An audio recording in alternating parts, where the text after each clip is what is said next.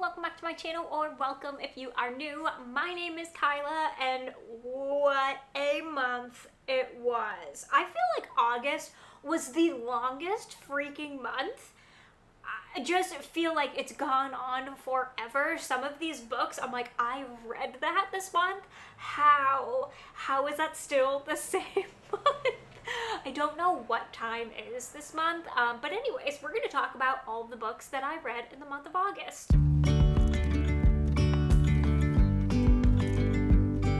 This was definitely a roller coaster reading month. I feel like I had squirrel brain so badly. It wasn't necessarily that I was in a reading slump, but because I read a good amount of things, it just felt like nothing was holding my attention for a super long time. So I had to be strategic about what I read, and we had some wins and we definitely had some losses. So we're gonna go in star rating order as we usually do around here. I will have all of the timestamps in the description in case you want to hop around or you're only here to hear about the 5 stars, what have you. I did have quite a few DNFs this month, so we'll kick it off with those, and yeah, let's just go ahead and get into it. So let's talk about the DNFs, okay? I have my phone. We're gonna like rapid fire through these because we don't need to spend a lot of time on them. The first one was Hellbent by Leigh Bardugo. I had a feeling this might be a DNF because I didn't enjoy Ninth House that much. Ninth House was like a 3-star book for me. It was just okay. Me and Leigh Bardugo, we need to like rectify the situation here, but we don't have a great history. So I started this one, I just didn't care. I was like, maybe it will be better than the first. Sometimes that happens. And just the not caring continued. So unfortunately, that was a DNF for me. I'm so sad because those books are so pretty. But like, do I keep them on my shelves because they're pretty? It's a conversation for another day.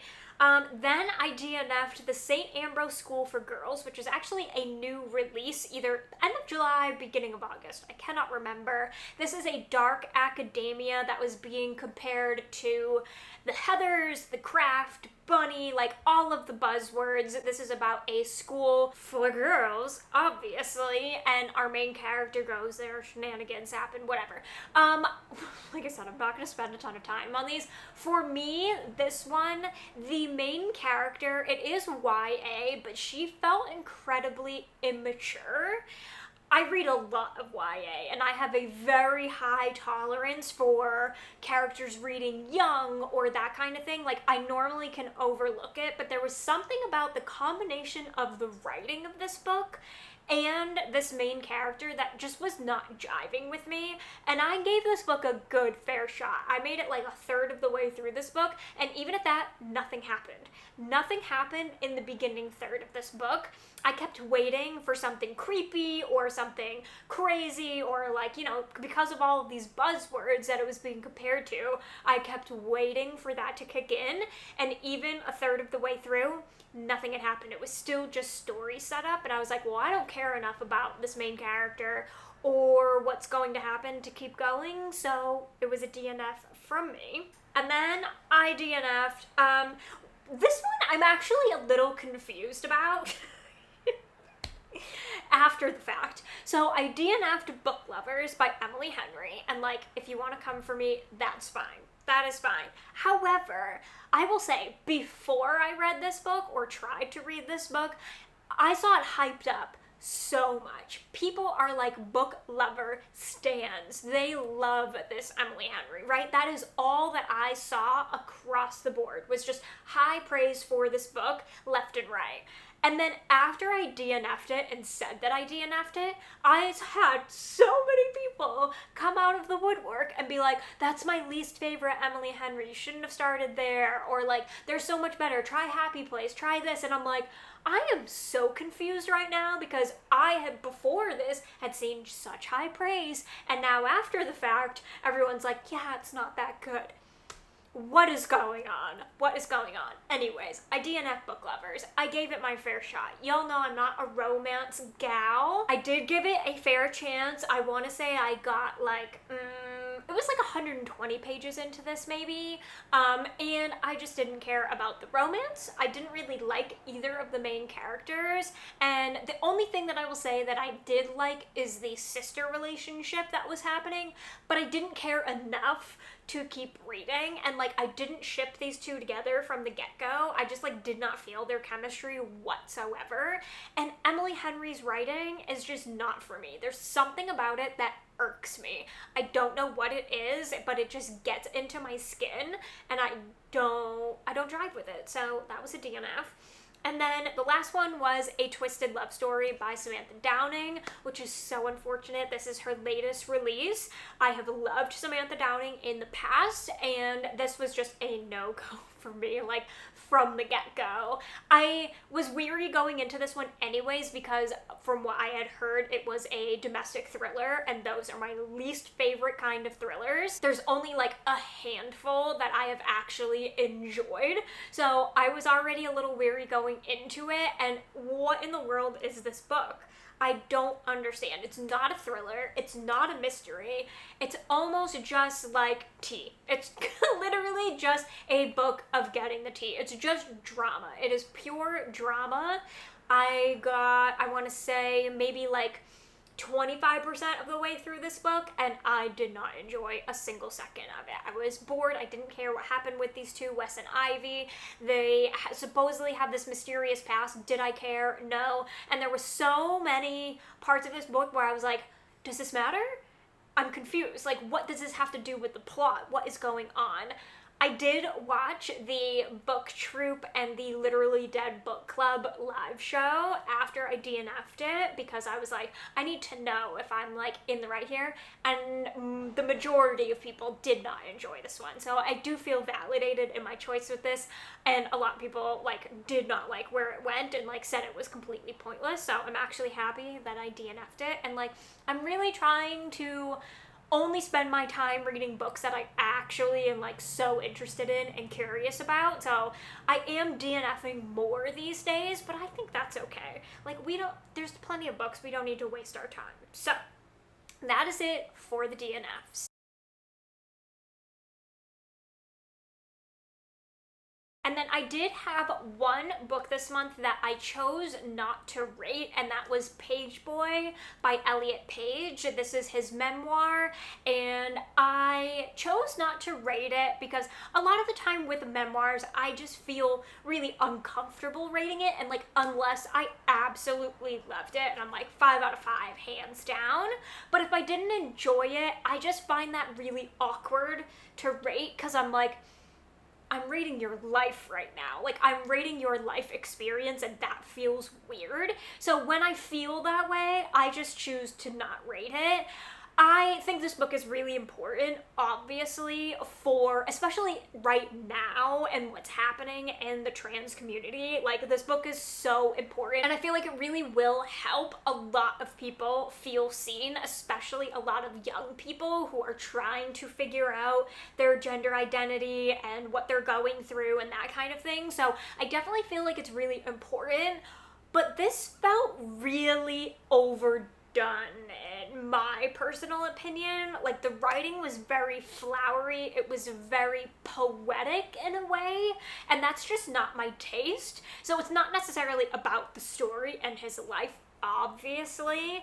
It's more about the writing style and the way this book was chosen to be written. It just felt a little overdone, and it also was really hard to follow at points because we are jumping around so much in the timeline of his life. So we're going from like one point and then years later, and then we're going back, and then we're somewhere in the middle, and it just was not, I don't think memoirs have to have a cohesive timeline necessarily, but this one just felt so choppy, and then on top of the writing, it just felt weird. Like I said, the overall story, the overall message, and the overall like experiences that he's gone through, so worth telling, so worth the listen, and like I said, really important for this day and age and what trans people are going through and what the community is going through and just what so many individuals are going through. So I think it's really important. I think it definitely has its place, but for me, it just felt overdone.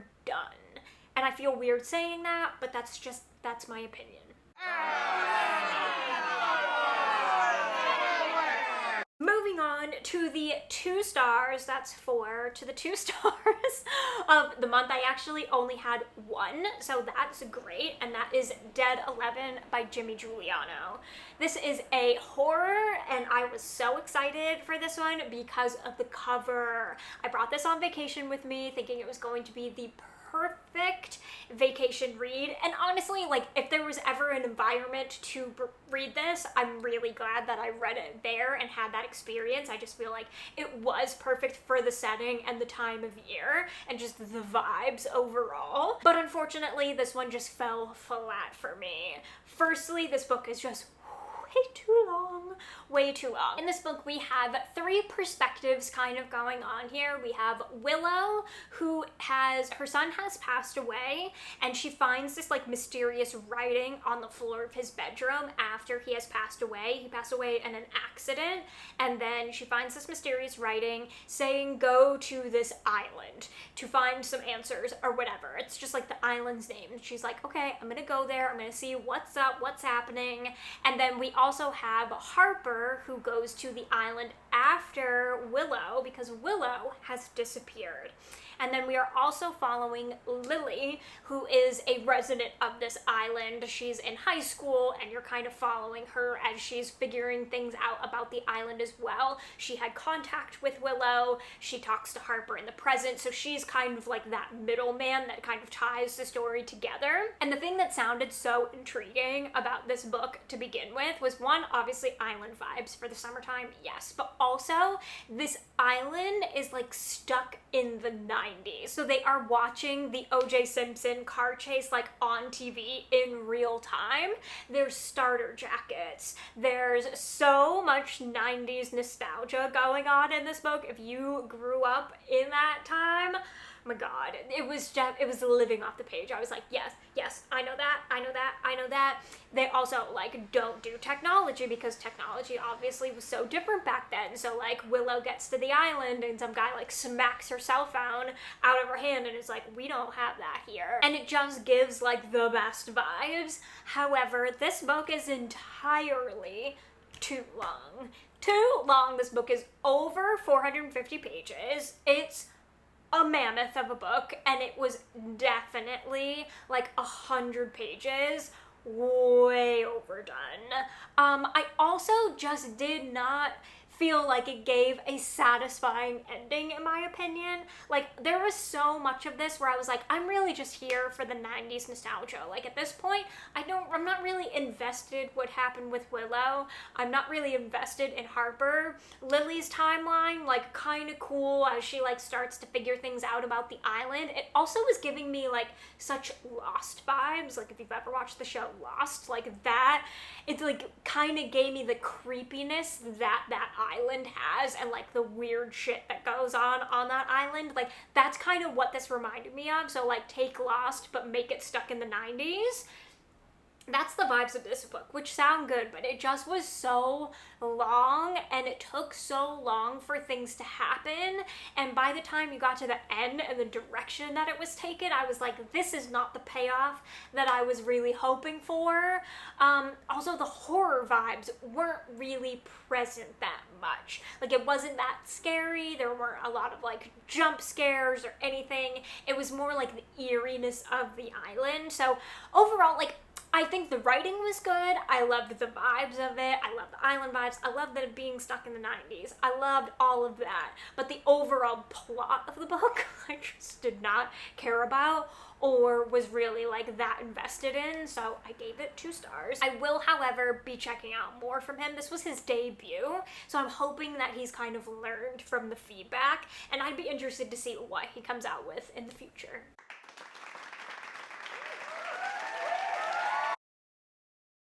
Next, we have my 3 stars. I have 3 of them. The first one being Cutting Teeth by Chandler Baker.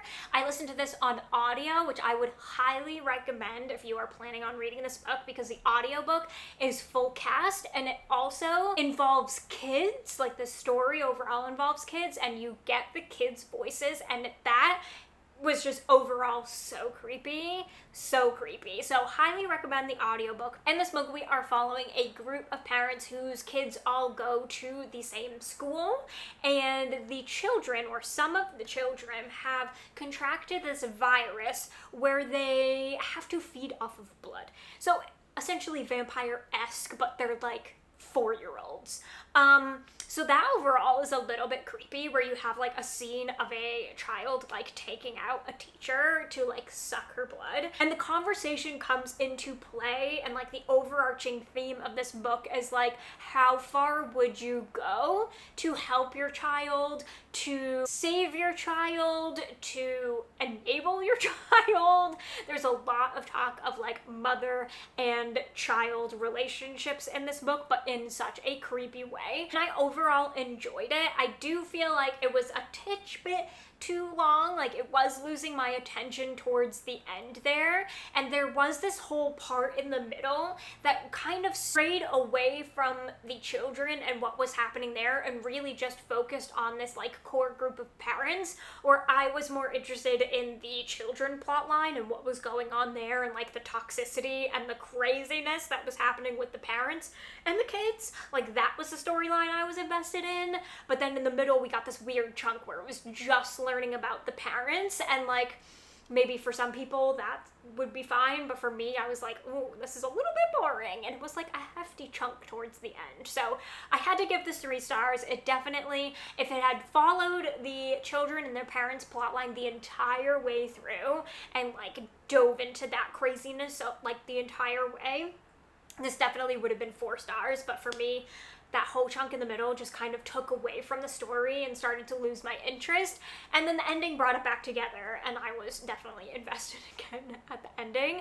And the overall themes of this, like, I feel like, I don't know why, I just love to read. Like, I have no desire to be a parent ever. I'm a dog mom. That counts. I'm a dog mom. But I have no desire to be a mother to a human child. That is just like not, it's not me. So I have like this fascination of reading about it though, especially when it gets like creepy and toxic, and like there's just, I don't know, it's fascinating to me. So I love books like this, and I think it went in a fun direction, and the overall concept was really cool, but it just ended up being okay because of that weird chunk in the middle. And then my next 3 star was Dark Corners by Megan Golden. This is the second in the Rachel Crawl series. She also wrote The Night Swim, which was the first one. This is the second one. You don't necessarily have to read them in order. They can be standalones, but there are some references to the first case in this book. So if you don't want any spoilers for the first book, I definitely would suggest reading them in order. In this one, we are actually following Rachel with a real-time case, so it's not her like reflecting back on a true crime case. It's actually a case in the present, and she is following the case of an influencer who has gone missing. And the day before she went missing, she went to go see this inmate in jail, and then she went missing. So Rachel goes to see the inmate to find out what happened, what's going on, what information does he have, what have you. This overall, like, it was fun. I highly recommend the audiobook again. This is a mixed media for sure. You get episodes of Rachel's podcast like in between the chapters, or like snippets from the podcast in between the chapters, but it's also just her going around like interviewing people, phone calls, and that kind of thing. So I highly recommend the audiobook for these. And this one, it just was end up being okay. The Night Swim definitely is by far the superior one. This one, I felt like Megan Golden was really taking like the myth out of influencers. Like, she really painted them in the most stereotypical way of like being kind of airheaded, not a lot going on, that they don't work that much, they just put up a camera, talk to it, and they get all of this money because of ads and sponsors or whatever. And like, obviously there's a tiny truth to that, and like, yes, that's how influencers work, but if you know any influencers, you work in the social media world, you are in the social media world yourself, you know how hard influencers work for their money, for their deals, and all of that, like everything that goes in behind the scenes. It is a lot of work, and like, I know that. Yes, there are some out there that like instant fame overnight, whatever. But like, for the majority of them, this is a full-time and then some job, and I felt like she just painted them in such a horrible way, and I was just getting so beyond annoyed the entire book. I'm like, really? We're gonna keep talking about it, huh? We're just gonna keep talking about it. And like, yes, obviously an influencer has gone missing, so that is very heavy in there, and she like goes to this conference and talks to a bunch of other influencers, so like, it's very much the topic of this book, and I just felt like, not personally offended, obviously, because I'm just like a tiny little fraction of a YouTuber here, but like, I know, I've watched YouTube for many, many, many years. I've seen people on Instagram, TikTok, like, I know the hard work that they put into it, so like, I was just so annoyed. I'm like, really? You're really just painting them in the most stereotypical way, and it's just not fair. And like, I understand a lot of the world views it that way, and I felt like she could have done it in a way where it came back around and talked about how hard they actually do work, and like, that they are real people. I feel like she maybe tried to do that like a tiny bit, but it just did not land, and the majority of this was just really like rinsing them, and I was annoyed. So overall, like, I liked the following the podcast, I liked finding out what happened and the mystery and all of that. Like, I loved all of those aspects of it, but that was like a huge side of it where I was like, I can't give this higher than 3 because I'm annoyed the entire time. And then my last 3 is actually a 3.5, and this was a buddy read with my friend Melissa. We are both readers, and for some reason have never done a buddy read together, so we were like, let's just do it. Let's do a little buddy read, and we perused each other's Goodreads shelves, and we came down to Sadie by Courtney Summers, which is a YA horror, and if you know me, that's like my brand at this point. I love me a YA horror, and she does too, so we're like, let's check this one out. We also listened to this one on audio as well as read physically because it was mixed media as well. This one also follows a podcaster. I love me some mixed media. Do I think it's a little bit overdone at this point? Yes, but like, I'm still here for it. It just makes books fun, okay?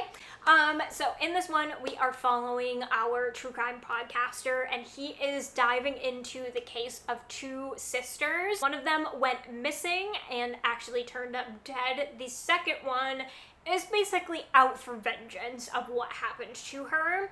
And overall, I really enjoyed this story. It is so gripping from the first page. Like, it really does hook you in so fast. And the audiobook is truly a masterpiece. It is one of the best audiobooks I have ever listened to. Now, I'm gonna say that about another book that I read this month, but like, truly, this is one of the best.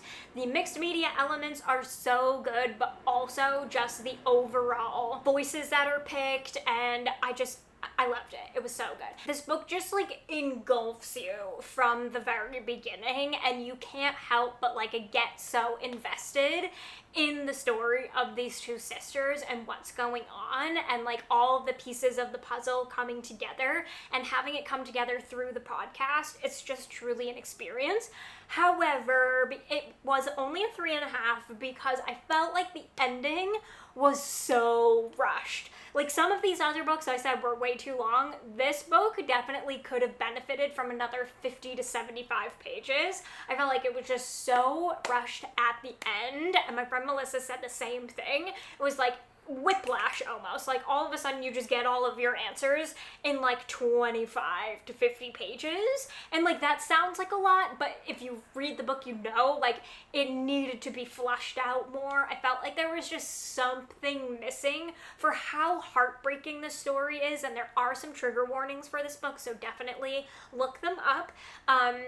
But for how heartbreaking the story is, I felt like it definitely could have benefited from a little bit more. I also feel like we definitely could have benefited from the point of view of Maddie, who was the missing sister. And I feel like we got so much of Sadie's point of view that like it would have been cool, either interwoven throughout the chapters or at the end, got a kind of like switch in perspective and got Maddie's point of view of like what she experienced before she died. I feel like that is the part that I was really missing there. So overall, really enjoyed it. So happy I read it. The writing was really good. Like, beautiful writing, so fast-paced, so, like, definitely sucks you in.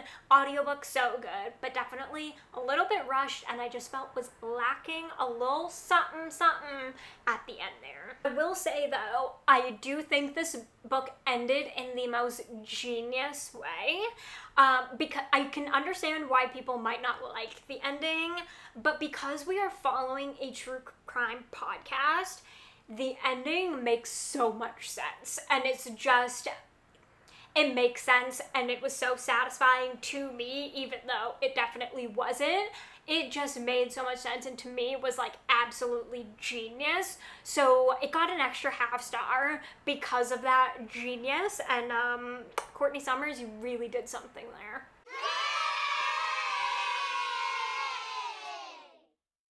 Okay, we are moving on to the 4 stars. The first one, I know I'm not a romance gal, but like Ashley Poston just knows how to do them, okay?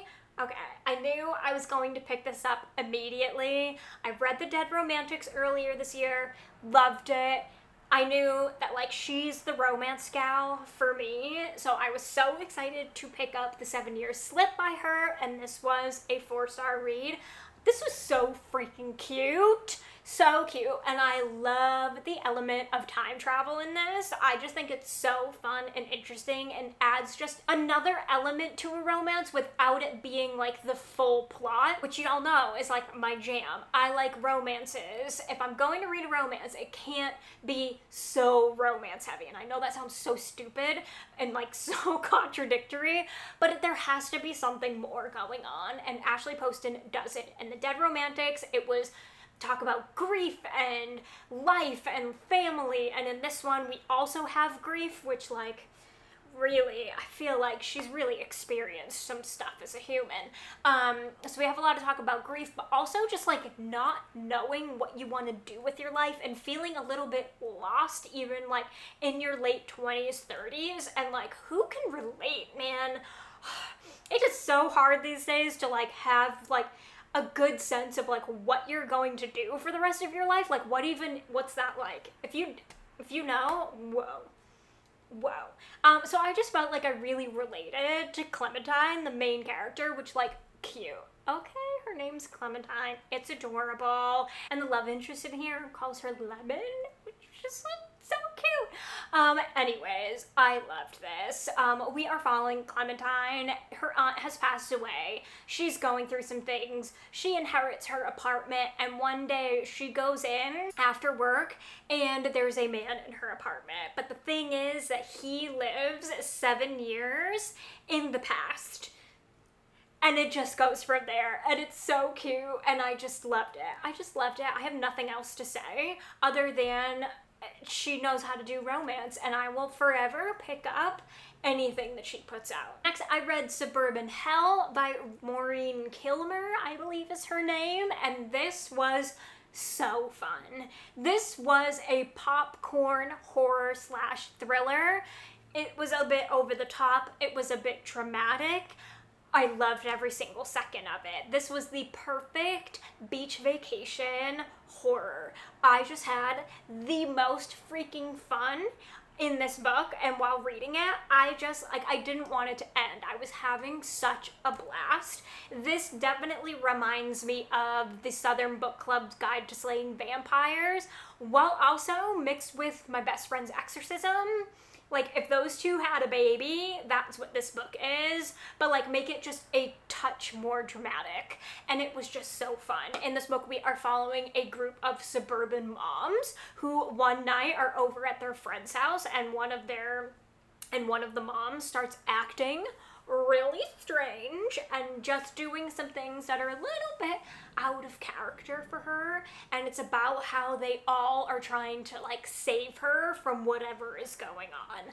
I don't need to say anything else. It is so fun, over the top, dramatic. I could say that a million times, but like that is what it is. It's nothing to take too serious. It's not like the best writing in the world or anything like that. It just was pure fun. This is the pure definition of rating a book high just because you had a blast with it. Like, were the characters relatable or anything like that? No, not necessarily. Was the overall plot line like the most groundbreaking? Not necessarily.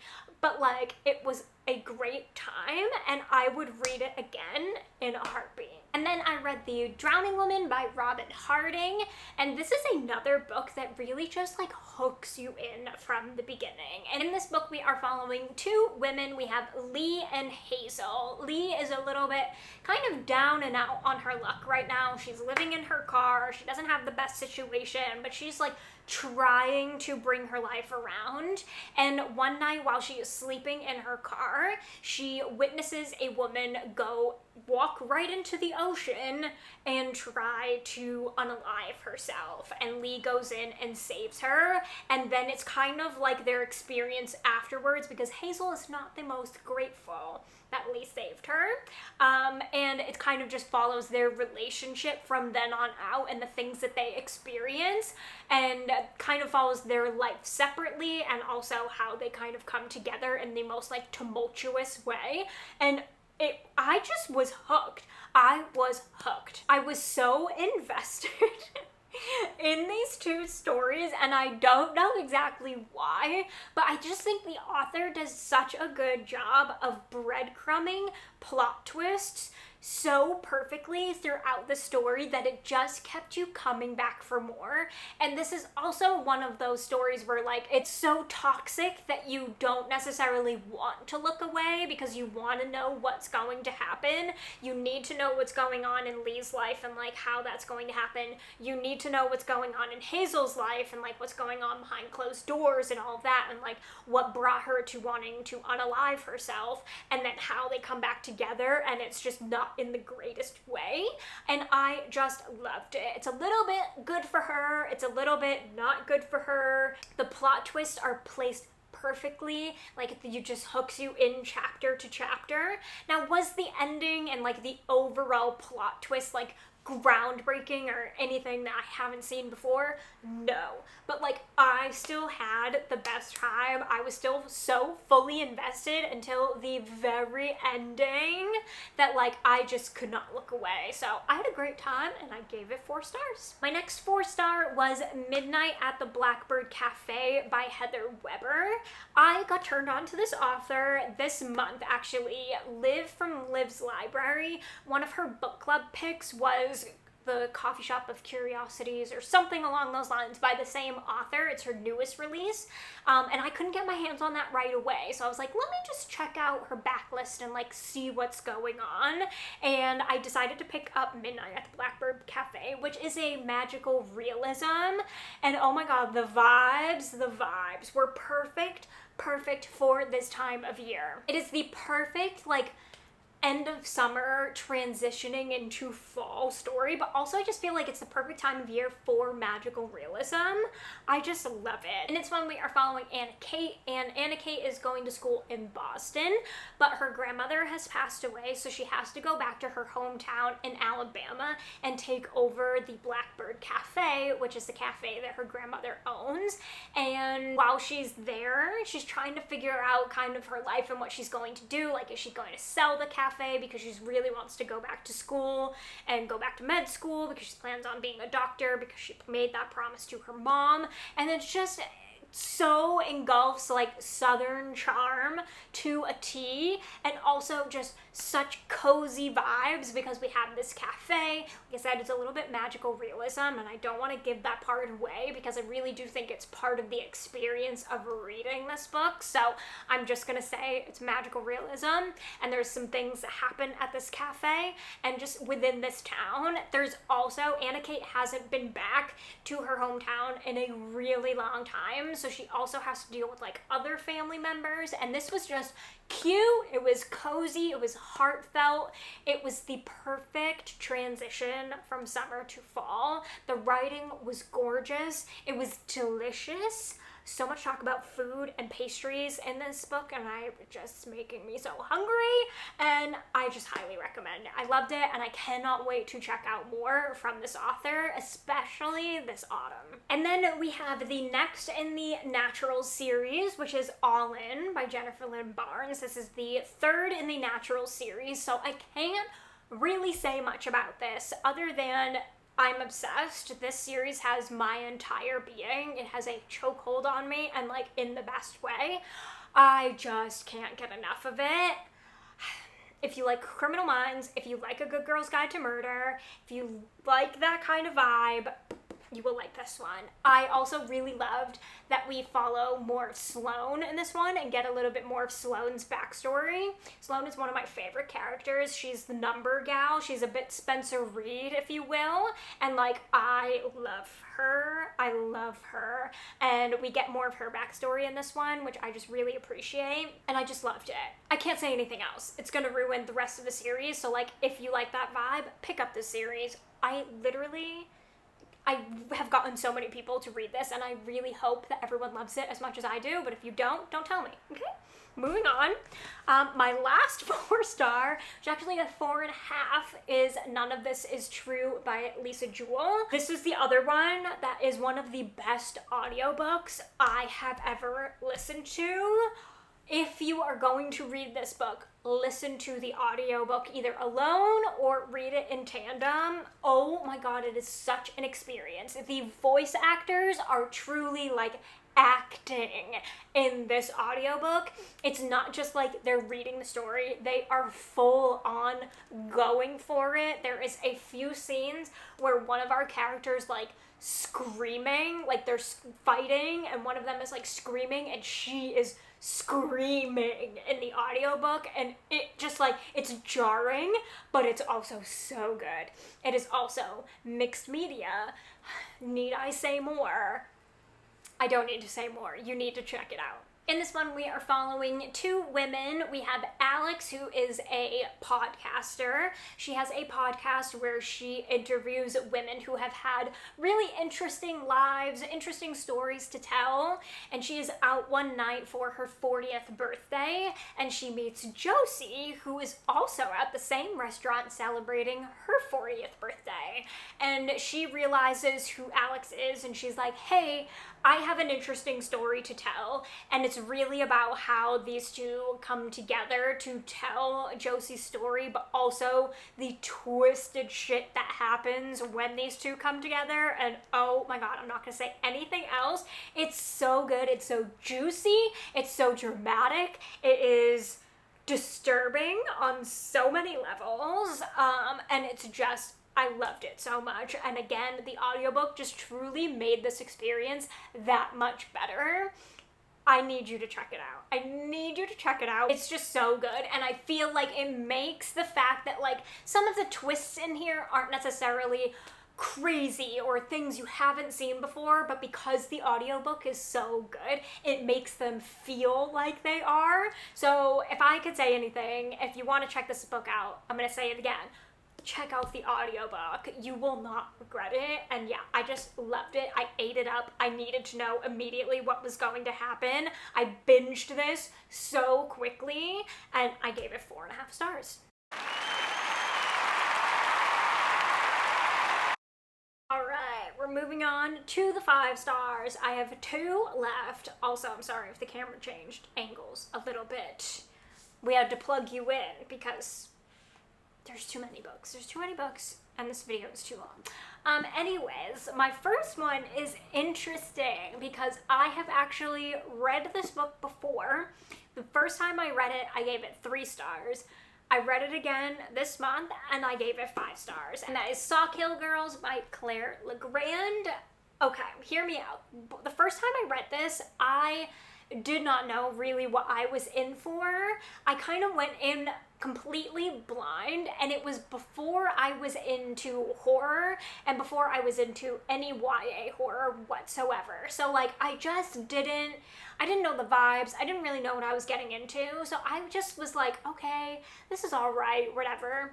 But now, being me and like the obsession for YA horror is real, and also I'm more into horror, more comfortable with things going in different directions than I was the first time I read this, that it had to be 5 stars. This is so good. This is a sapphic YA horror, and we are following a group of girls who live on this island of Sawkill. So we have multiple points of view going on here. And this is like if you took all of the badass female characters of Stranger Things and put them together in a show on an island and like had them duke it out with something weird.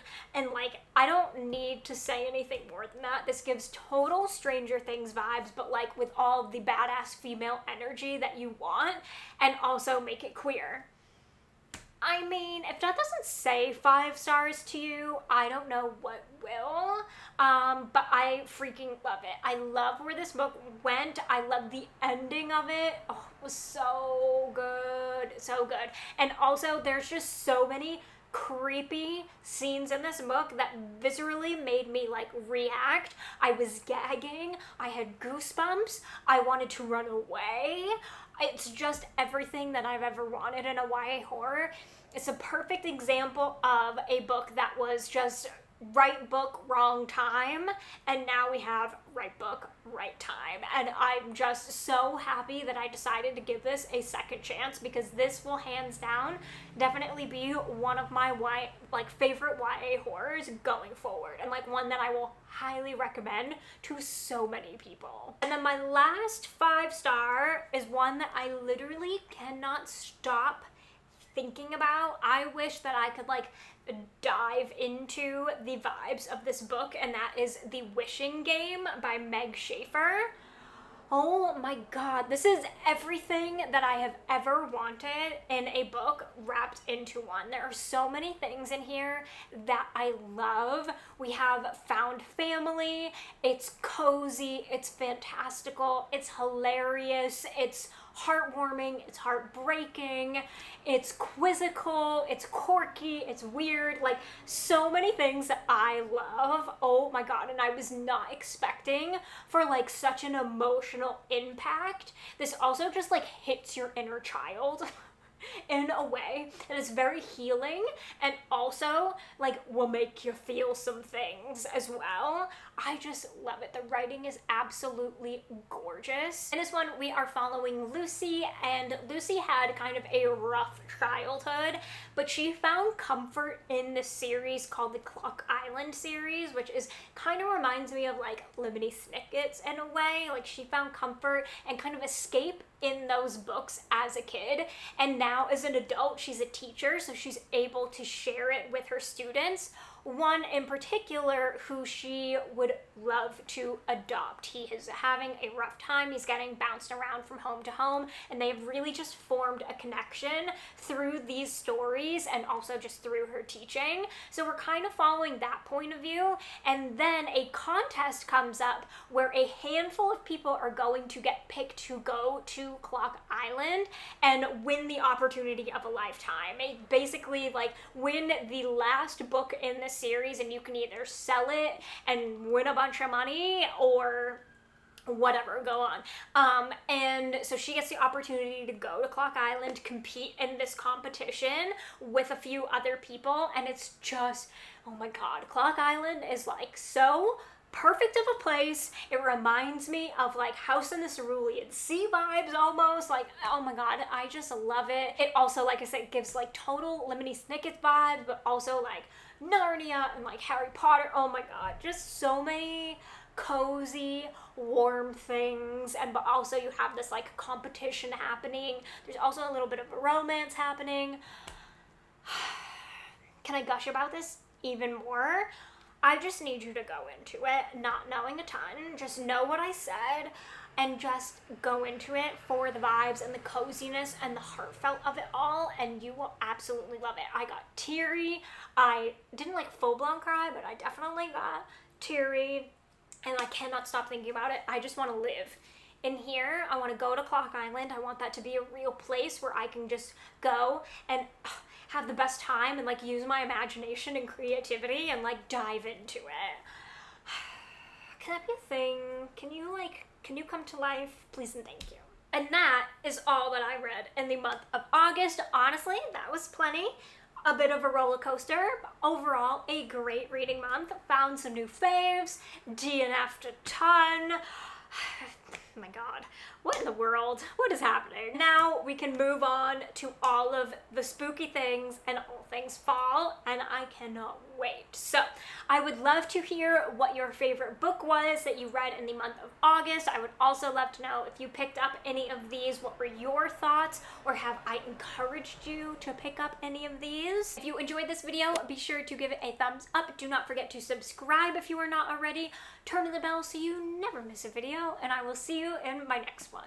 Bye! With you and I, the future